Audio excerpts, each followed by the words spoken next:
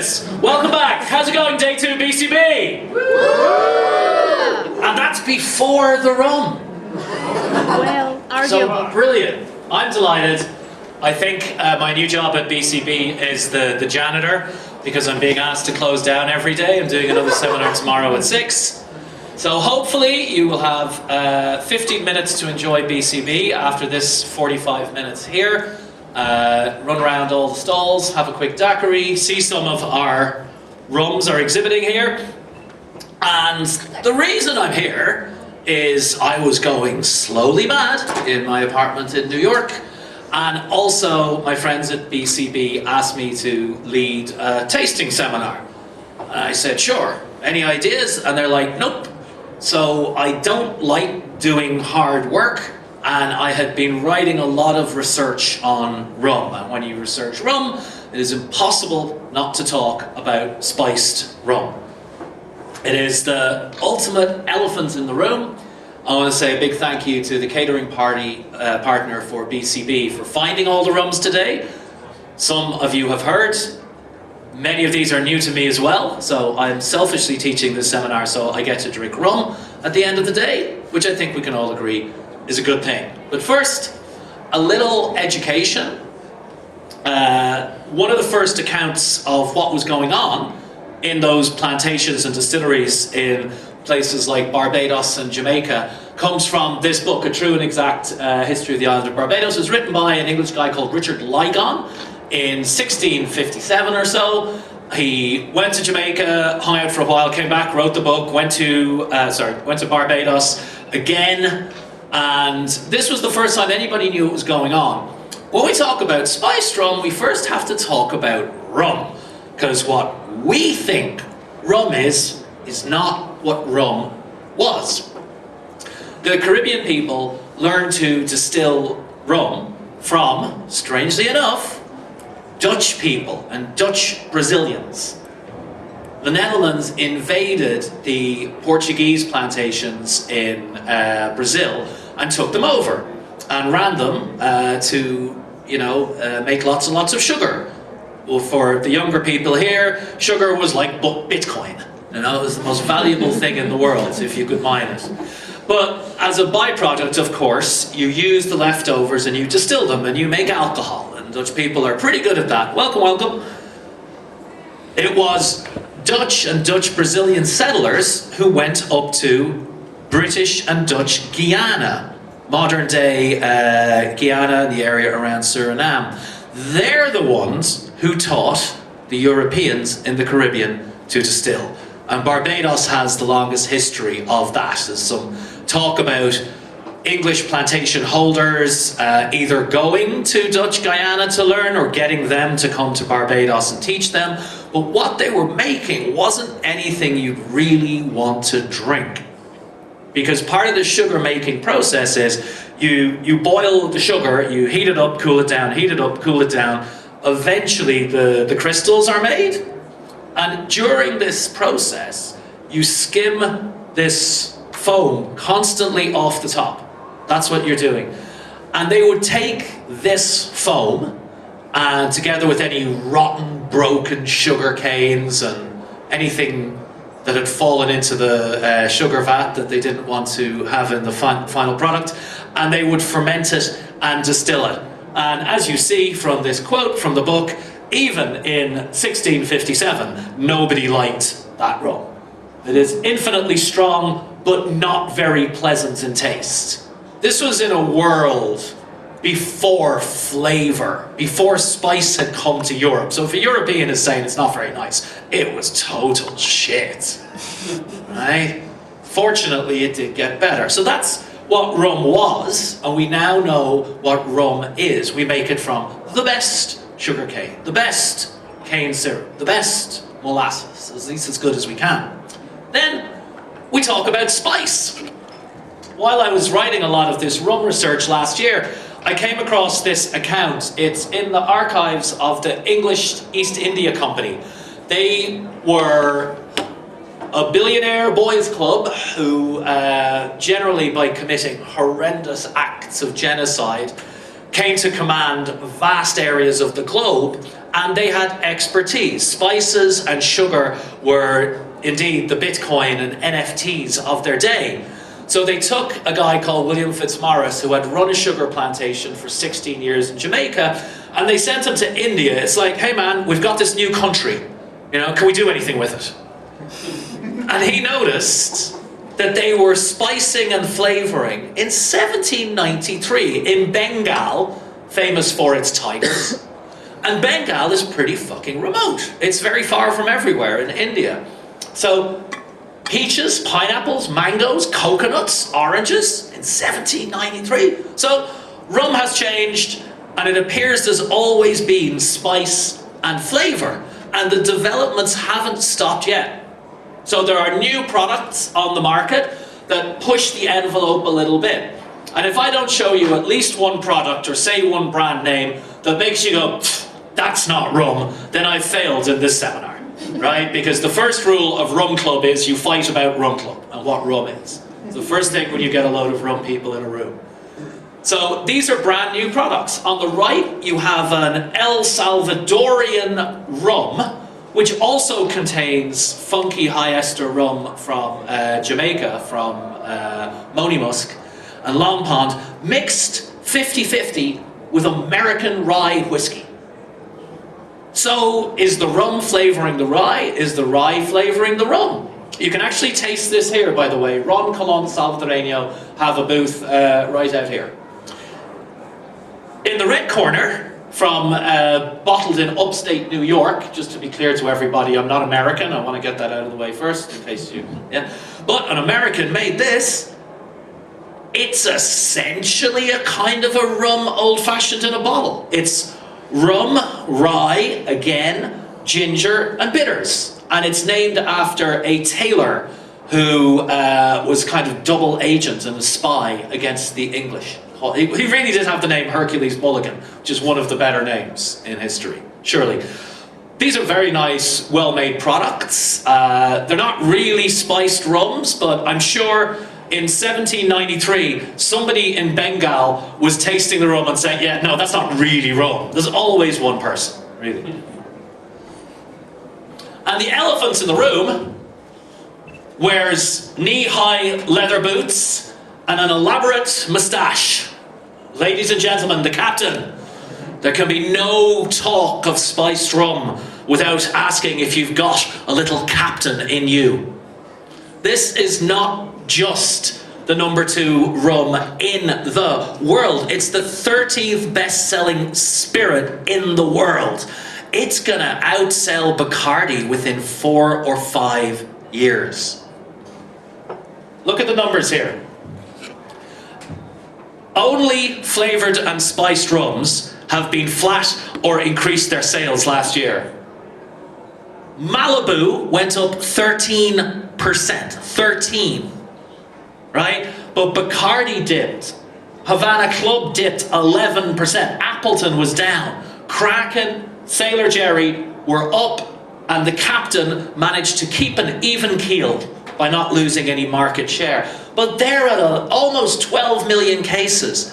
Within 4 to 5 years, they will outpace Bacardi and be the best-selling rum in the world. And just as I mentioned a little bit earlier, things started out very, very differently for the captain. It started out with a famous billionaire Jewish Canadian and a couple of pharmacists in Jamaica. So Samuel Bronfman founded the company Seagram's, which at one stage was the largest drinks company in the entire world. And he went to Jamaica quite a bit to buy rum. And he met these two brothers, Levi brothers, who ran a pharmacy there, and they bought local rum. It was in Trelawney Parish, if you know Jamaica at all, where you've got Long Pond and Clarendon and Monymusk, these really powerful, funky rums. They would buy those and doctor them up with spices and actually sell it as a kind of a medicine, which is just the kind of medicine I like. And Samuel Bronfman saw this and bought the rights to it, and eventually in 1953 he bought the Long Pond distillery in Jamaica to ensure a consistent supply.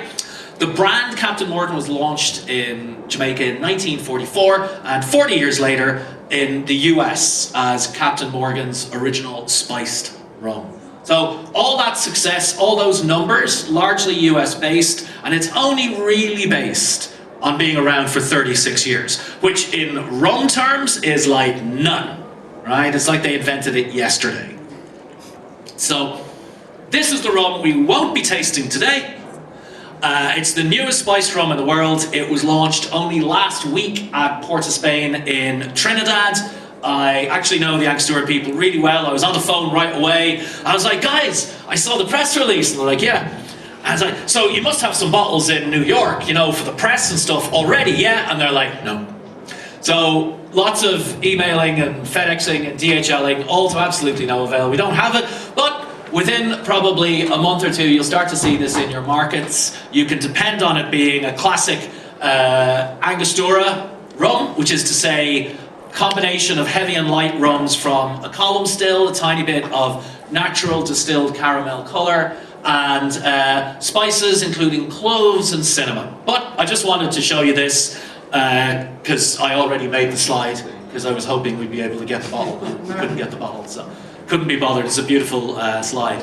On to the tasting. We ready to taste? Yeah. All right. It's not so busy in here, so normally I hate those people who speak up during tastings, but now is the time. If you've been locked in your apartment for 2 years and you want to speak to other humans, this is your chance, right? If you're not going to let your tongue loose at 6 p.m. after a full day of BCB and some nice, strong rum, then it ain't happening. So I'm going to go on a journey with you as well. Several of these are new to me. First up, those devil-may-care rebellious billionaires, Brewdog. You probably know them for their beers. They're actually the largest brewer in the UK now, one of the largest in the world.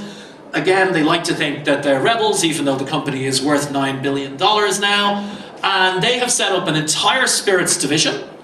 They do some stuff that is, quite frankly, shady. They make a shochu that would get you kicked out of the country if you tried to sell it as shochu in Japan, but they make it in Scotland, so nobody cares. They've got multiple gins, multiple vodkas, and this is their spiced rum. There's a little bit of history for this. Perhaps you don't know, but the best-selling spirit in Scotland is not whiskey. And whiskey is not number 2 either. The best-selling spirit is obviously vodka, as you know if you've ever met anyone from Scotland who's got all their own teeth. And number 2 is rum. There is a huge history of rum drinking in Scotland, partly because many of the plantation owners were Scottish, and they traded sugar and slaves, actually, from especially the west coast of Scotland. So the people in Newfoundland, Canada, who were fishermen and women, they drink exactly the same thing that the people in places like Aberdeen and Arbroath drink. Strong, dark, heavy rum. So the spiced rum thing has a little bit of a base for it to be in Scotland. They've got essentially 3 components. They've got a pot still from 5-day fermentation of imported molasses. They won't say where. You've got an infusion of, let's say, the delicate spices, the tonka, cinnamon, nutmeg, and ginger, which means I'm not going to see that for sale anytime soon at my local liquor store in New York, because tonka beans aren't allowed in the US. If you eat about 100 kilos of tonka beans, you get cancer, but you're going to have other problems way before the cancer gets to you. The tonka usually gives a kind of a fake vanilla-y, not fake, it's its own flavor. It's sometimes used to give vanilla tones and essences and kind of chocolatey, caramelly things. Then the tough spice botanicals that can survive being distilled are redistilled, and then you combine a macerate with the redistilled one and the pot still, and very thoughtfully they put it in the bottle at 40 ABV. This is named after some woman who was murdered and, you know, was cut down 500 times, or she murdered somebody else. I'm not clear on the details, and they made the story up about 3 weeks ago. So, shall we taste the rum? Yeah. Left to right? Yes, so as this is the order that you look at. So you were starting on the right.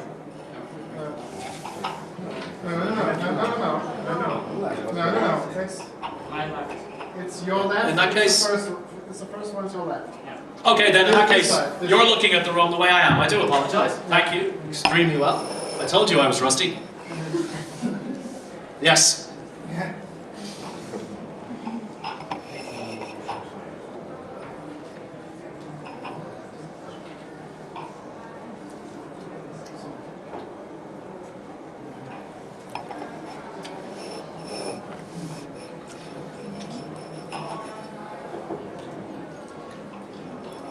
Thumbs up, thumbs down. Everyone can vote except Ruben. He owns one of the rums. Everyone, obviously, this is the third wave. The first wave was those historical artifacts of spiced and flavoured rums in places like India and the Caribbean.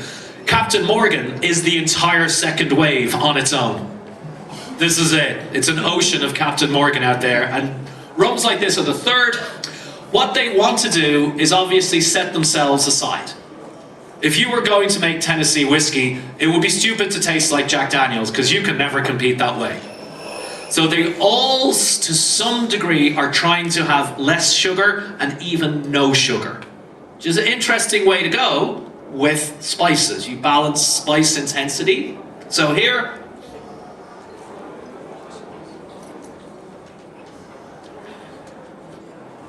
I hate to say it, but it's not bad. Our Scottish friends have done something. So hang on to that, so you can go back and cross-taste.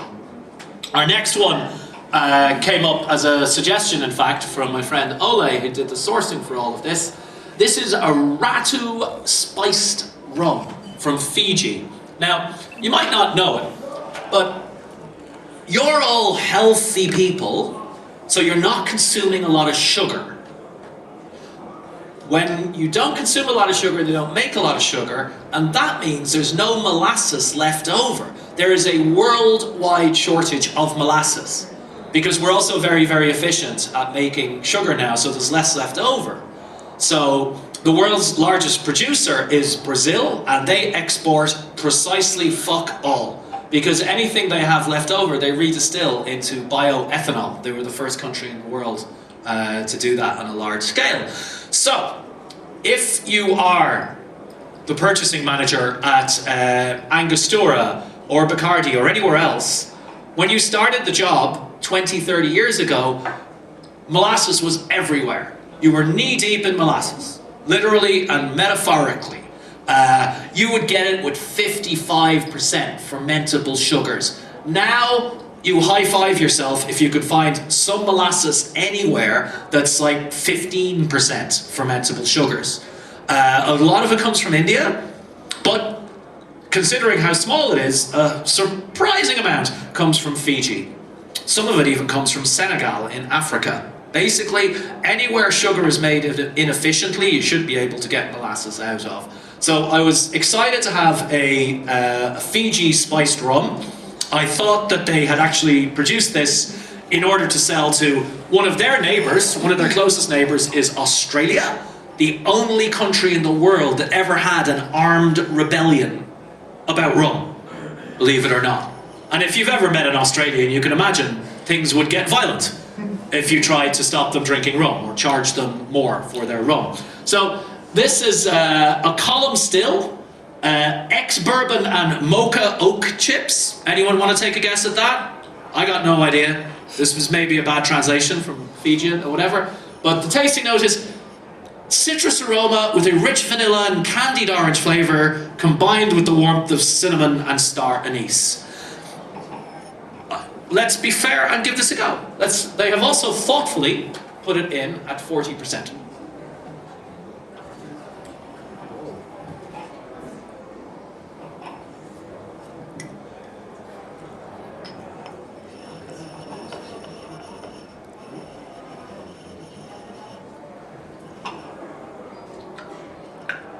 I think we might have our first zero sugar rum. Certainly less than 5 grams.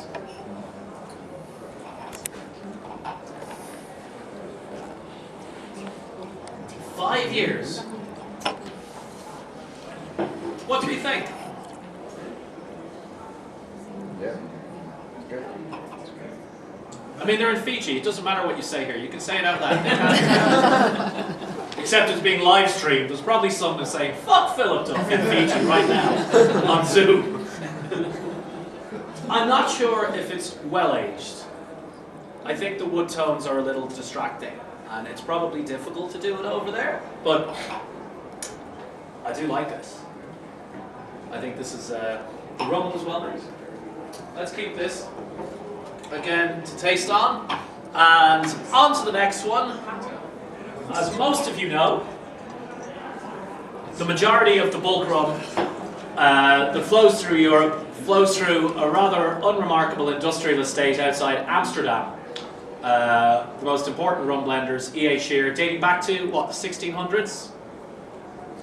And my friend and the brand owner, Ruben Maduro, thought a few years ago, wouldn't it be great if we created a category of rum that isn't bullshit? And he did it. He created the world's first botanical rum. Looking at rum and thinking about what we might call the spices or the flavors as botanicals. And I saw that it actually launched here at BCB.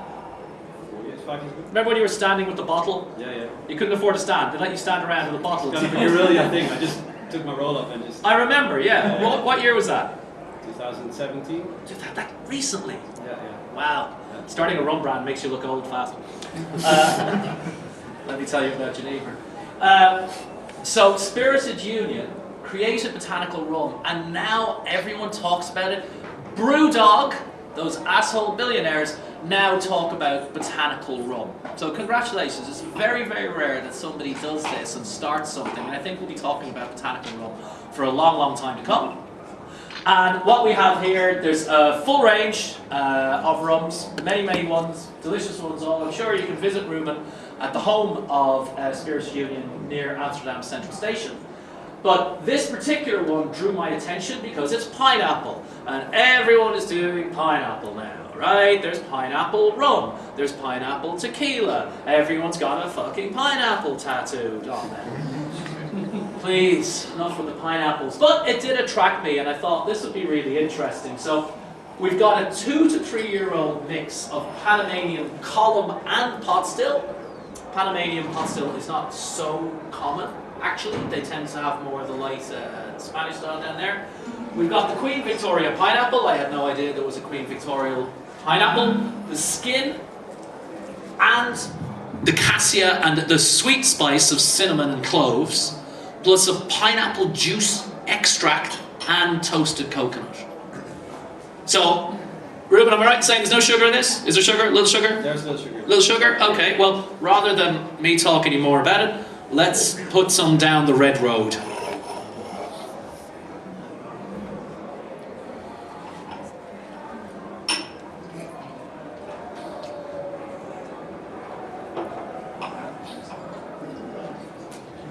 Can I ask why you went with 38% instead of 40?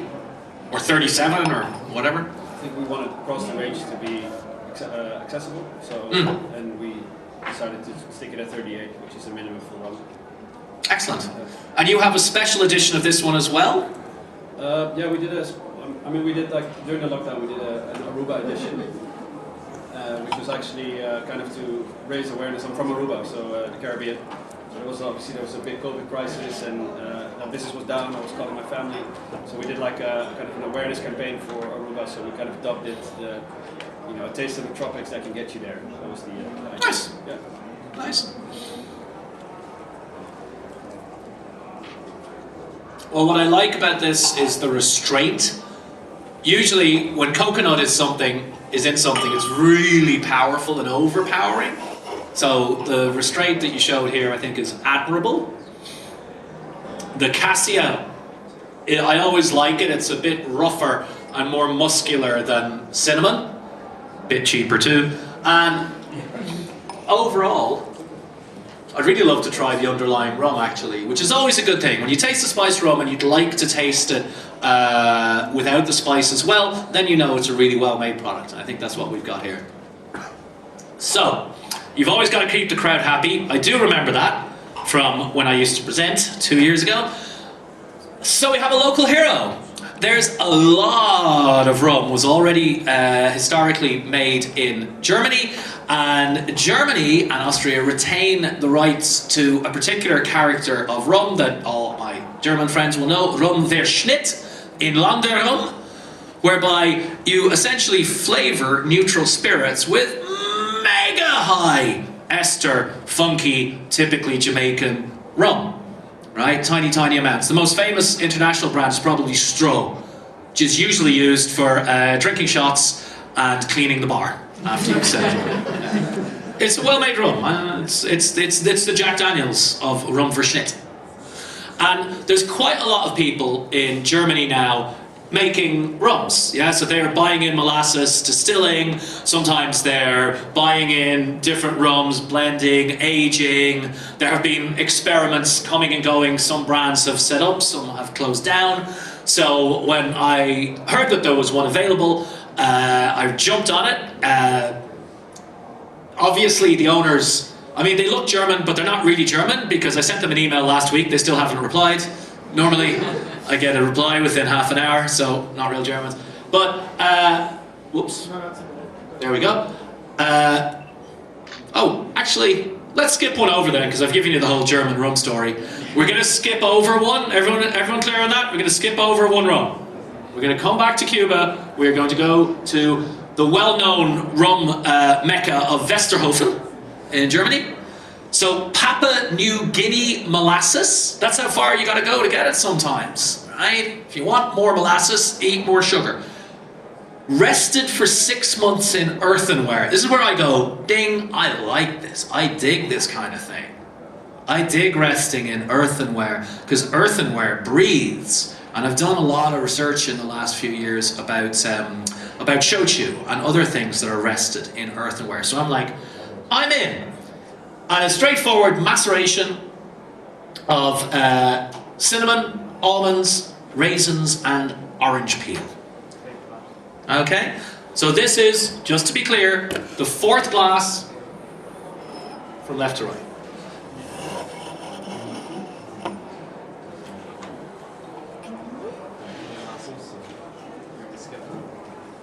We're drinking the last one, yeah? No. You are drinking the 4th glass from the left. I only skipped the slide, I'm sorry. I told you I was rusty.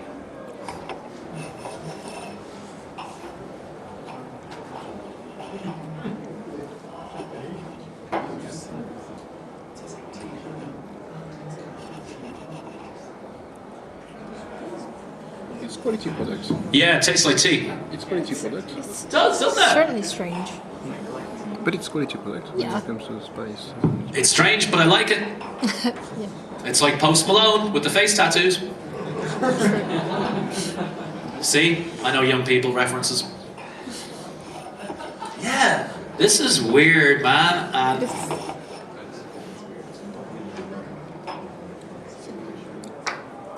what a great thing to have the balls to put this out there. I think what we're really getting is the almonds and the raisins is contributing to this sort of black, I don't know, is it more like black tea? Is it more like green tea? I don't know. Yeah.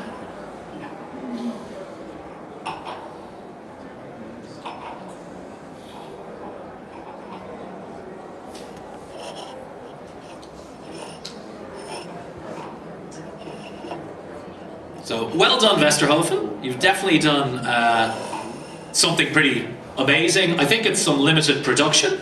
So, if you can get hold of a bottle, by all means do. And now, as I said, we go to Cuba. Now, there's a really, really strong link for historical reasons to do with engineering and mining between Germany and Cuba. And I live in a country where you can't get any Cuban rum at all. So I constantly have to explain to people that Cuba is very nice, but it's not like this magical paradise where everyone smokes cigars and drives old cars. Most of the people want to leave. And Havana Club is not the best-selling rum. I mean, what the hell am I telling you? You've probably been to Cuba, right? It's lovely. But they have not a lot of transparency in their production. The Cuban sugar harvest has been going down every year for the last 10 years, really badly actually. But the production of rum is going up every year. You tour around the Havana distillery, they're like, oh, we have to distill 5 days a week now, we added a second shift, and the government refuses to admit that they import molasses. Now, everyone imports molasses, but them being Cubans are just like, no, right? They literally just lie straight in your face, God bless them.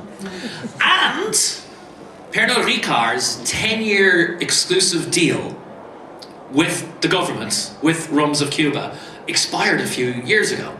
So, you have probably noticed lots and lots and lots of new Cuban rum brands. Because now everybody can deal with everyone.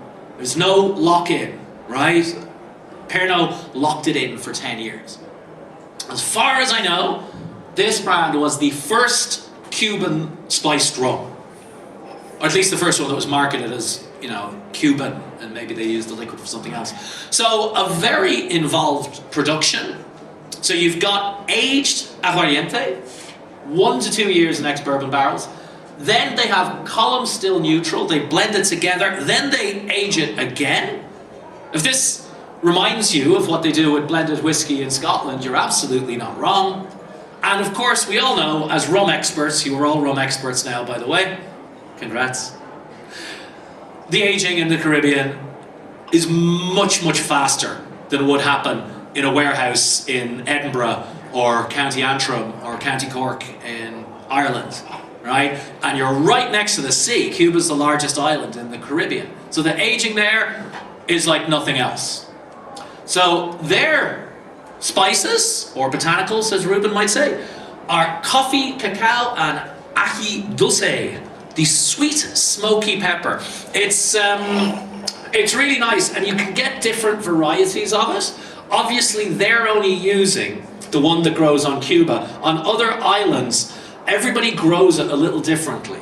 So if you're used to this, you're probably not used to the Cuban one, and vice versa, and it's totally new to me. So, again, thoughtfully at 40 ABV, gracias amigos. Let's go to Cuba, shall we?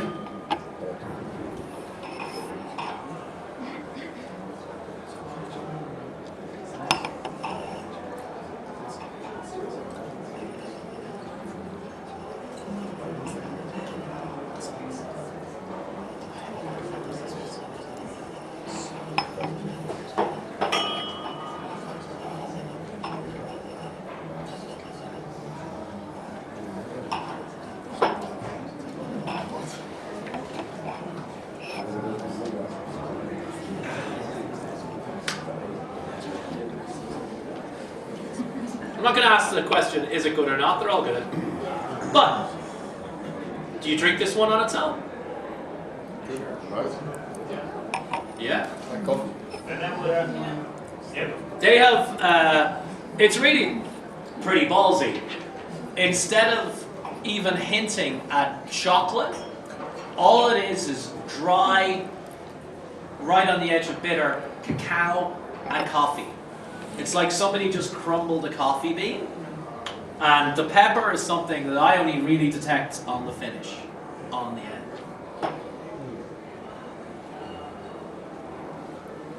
So there is also a whole story about black tears and looking at the glass and all that, but that was actually invented by a businessman in Germany 8 years ago, so I'm not even going to tell you the story. Luckily, we're all just drinking the rum. All right.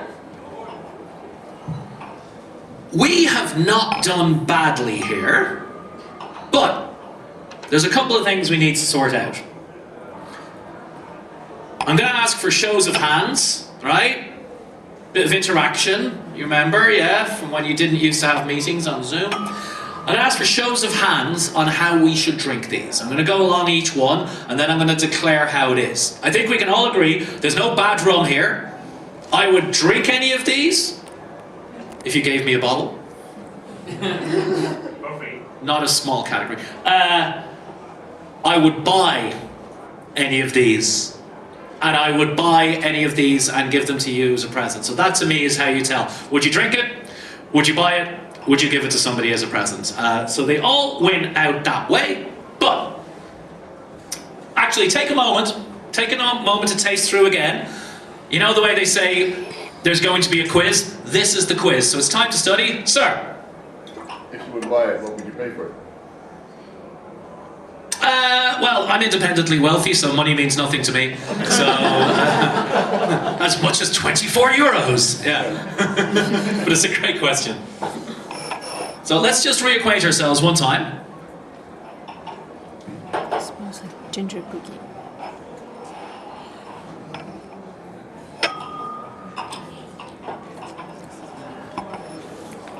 I will get yours for breakfast.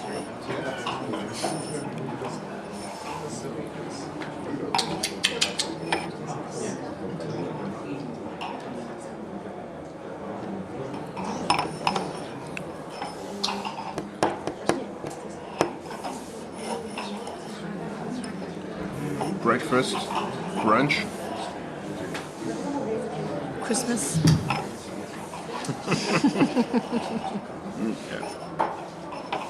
Test time. Ginger cinnamon cookie. But don't worry.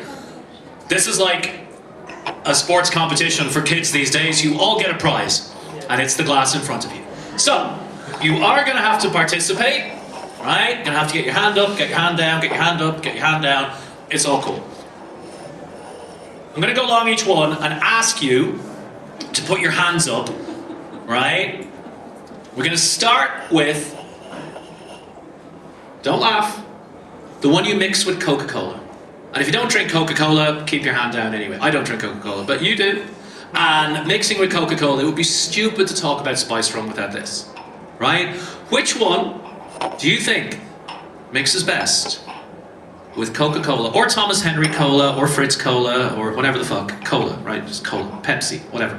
Is it number 1? Hands up. Is it number 2? Is it number 3? Is it number 4? Or is it number 5? I get a narrow margin to number 5, to Black Tears for Coca-Cola. I can't help thinking if there's a psychological link between Cuba Libre and the only Cuban rum that we have. Ha ha! Not just a pretty face. Barely that. Okay. The one...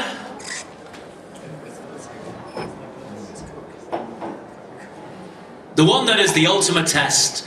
The ultimate test that most regular rums don't succeed in, let alone spiced rums. The one that you use to make yourself at home a daiquiri. Is it Scotland?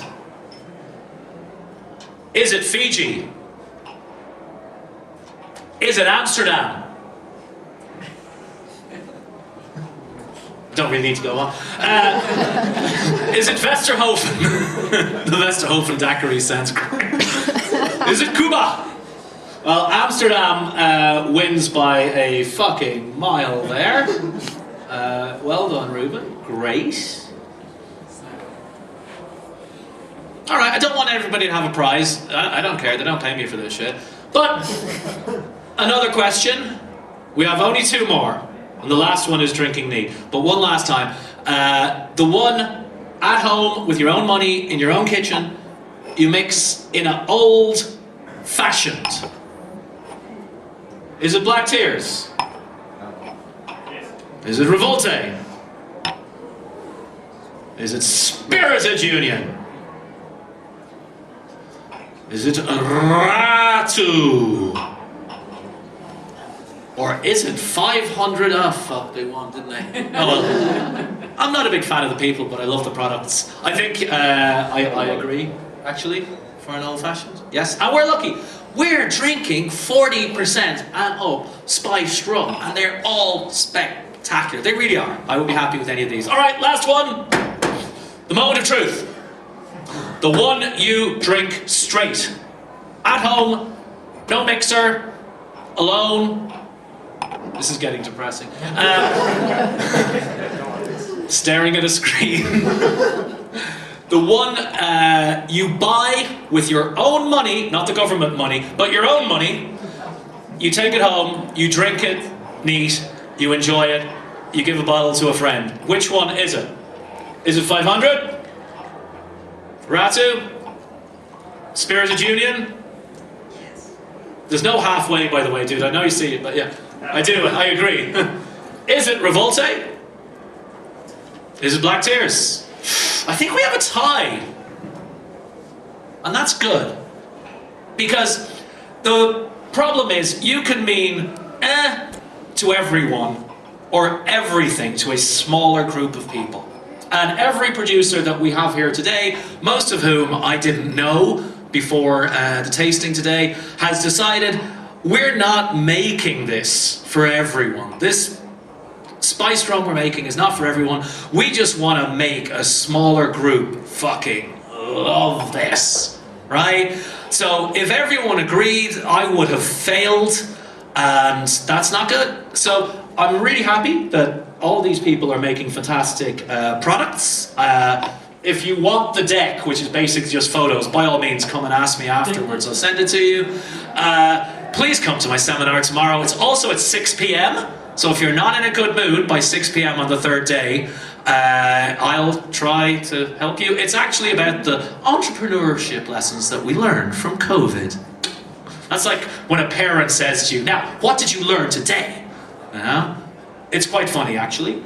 And a big thank you to all the producers for doing this, to Cateristic for getting hold of them. If you'd like to talk about Spirited Union Distillery, the Maestro Granero himself, Ruben, is right here to talk to you and give you his card so we can welcome you in Amsterdam. And to me, falls the honour to say, enjoy the last 8 minutes of BCB2. Please come tomorrow and enjoy the many delights of Berlin's nightlife and bars and events. Thank you.